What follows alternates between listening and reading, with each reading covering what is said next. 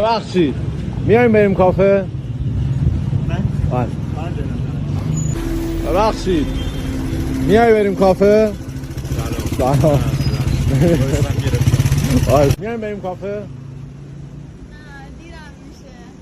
نه برم خونه. خب یه نهار بخور بعد برو.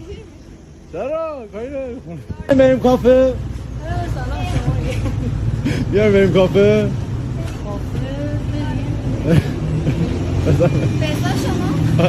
ببخشید میای بریم با هم آشپزی کنیم؟ من خودم باید آشپزخونه ببخشید میایم بریم کافه؟ نه متاسفانه کلاس دارم. بریم؟ جدی بریم؟ برم سر کار. نمیتونی کنسل کنی؟ بذار یه زنگ بزنم ببینم میشه یه ذره این برام براش لطفی بکنم. کنی ببخشید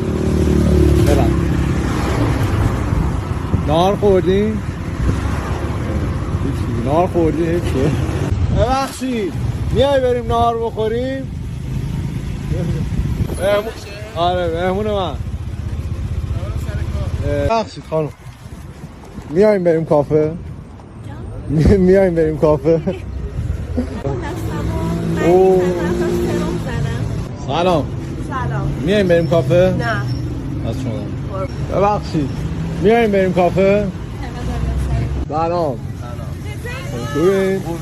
میایم با هم دوست باشیم؟ چرا که نه الانش هم هستیم؟ بریم یه قهوه بخوریم؟